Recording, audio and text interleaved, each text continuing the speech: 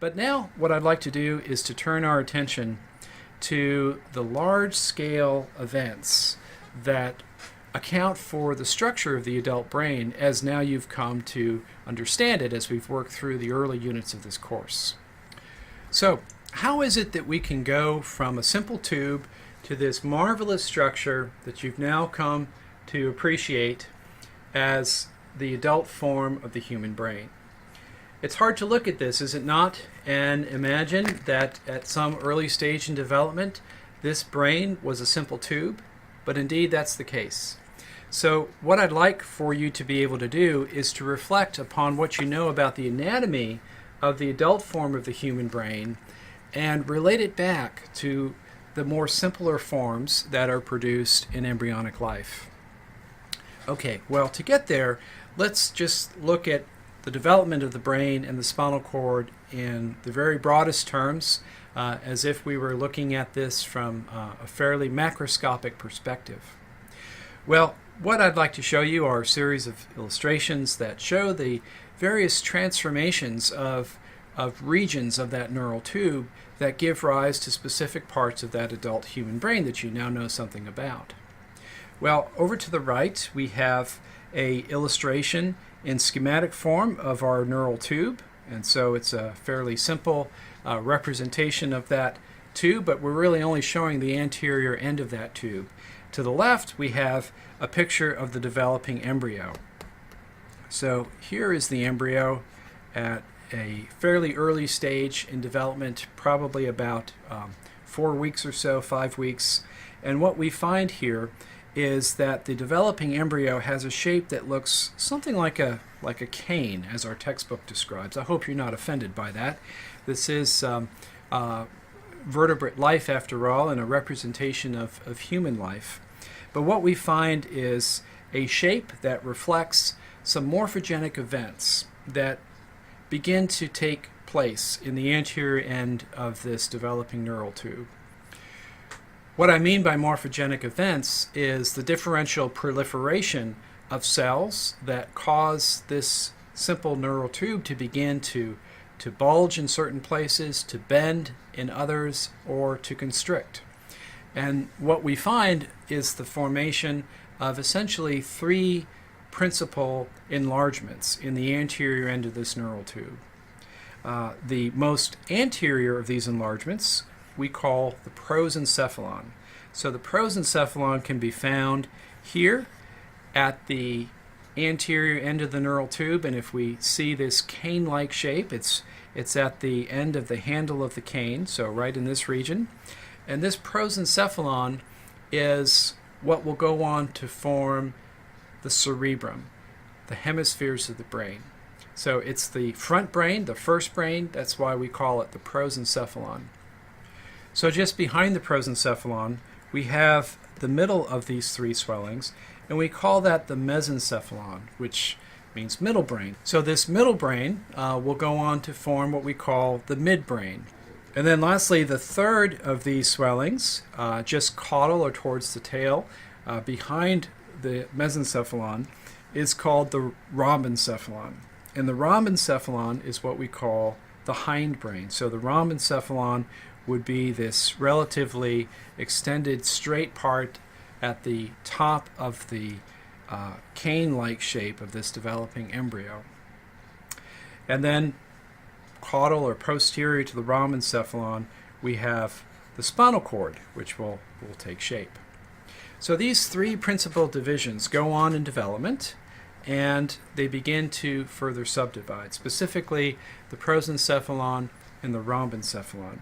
So the prosencephalon begins to divide into 2 principal divisions, a diencephalon and a telencephalon. The telencephalon will begin to form these large vesicles that will continue to expand and dominate the developing nervous system. So these telencephalic vesicles are what will give rise to the cerebral hemispheres. The diencephalon, meanwhile, undergoes its own interesting changes. The diencephalon will begin to form these outpockets that we call the optic vesicles. And the optic vesicle is what will go out to form the neural elements of the eye, specifically the retina. And of course, as I mentioned when we study the visual system, the retina can therefore be seen as really a part of the brain. And the connection between the retina and the rest of the diencephalon really reflects its embryological history. This is why the optic nerve is myelinated by oligodendrocytes, the glial cell that makes myelin in the central nervous system. And this is why, in one perspective, we might argue that the optic nerve really isn't a nerve at all. It's an extension of the brain. Okay, well, let's move on and consider briefly what happens to the mesencephalon. So the mesencephalon is that middle brain. This is the division of the developing neural tube that seems to not change so much relative to the others. It doesn't necessarily increase in size proportionately, nor does it differentiate or subdivide any further in any significant way. So just caudal to that mesencephalon then is the hindbrain, the rhombencephalon. And the rhombencephalon actually does begin to show some interesting differentiations. There begins to be a bend at the top of that cane-like handle, and that we call the pontine flexure. And this flexure begins to differentiate two principal components of the rhombencephalon. In the more rostral direction, we have a metencephalon, and then more caudally, just posterior to this flexure, is the myelencephalon. So the metencephalon is what will go on to form the pons and the entire cerebellum. The myelencephalon will form the medulla oblongata. So let's advance one more stage in embryogenesis. So now we're well into the second trimester of gestation, and we begin to see a nervous system that resembles what you've come to appreciate in the adult form. So the view of the developing brain at this point is obviously dominated by the cerebral hemispheres.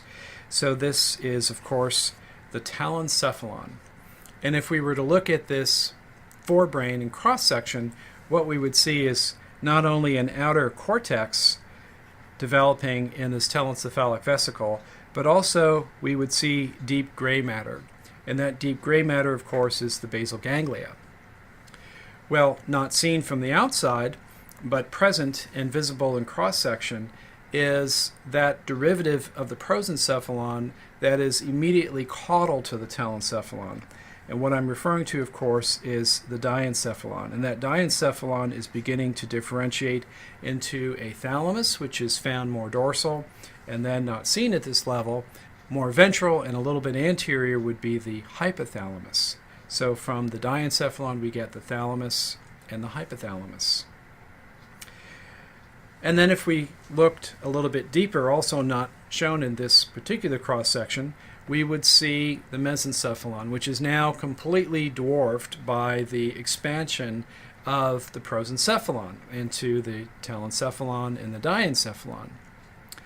And just caudal to that mesencephalon, we would see next the derivatives of the rhombencephalon, or the hindbrain.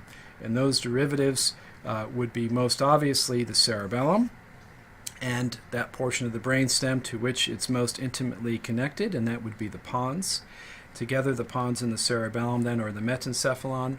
And then we would begin to see a nicely shaped myelencephalon, which is a transitional region between divisions of the brainstem and the upper segments of the spinal cord, which is, of course, what then extends down the vertebral column of the developing fetus. Well, what I'd like for you to be able to do is to tell this story of the major events that shape the formation of the brain, and to be able to relate the adult brain structures that you've now come to recognize and know something about their structure and their physiology. I want you to be able to relate those derivatives back to the embryonic brain. And I want you to include in that discussion the associated ventricular spaces. So hopefully, as we begin to put together your understanding of the anatomy of the human nervous system, this embryological framework will actually come to help you.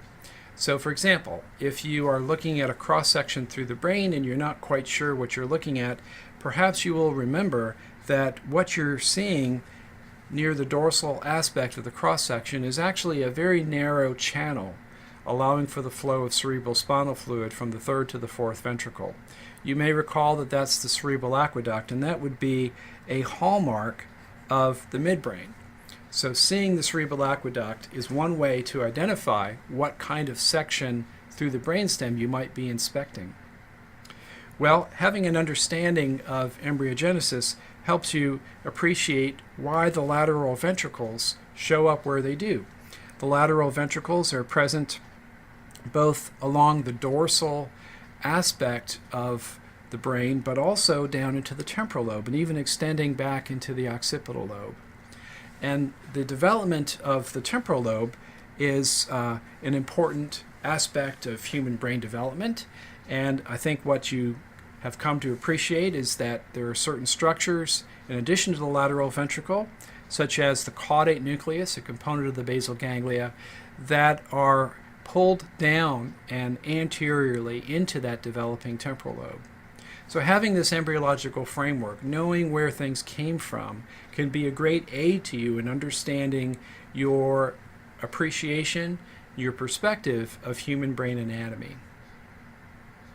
Well, if you've not done so yet, I would encourage you to view my brief tutorial on the embryological divisions of the human brain, and to use this chart as a way to reflect upon what you're seeing, as that video tutorial brings you back to the lab and shows you the human brain and allows you to recognize the various subdivisions that I've been talking about as they actually present in an adult brain specimen.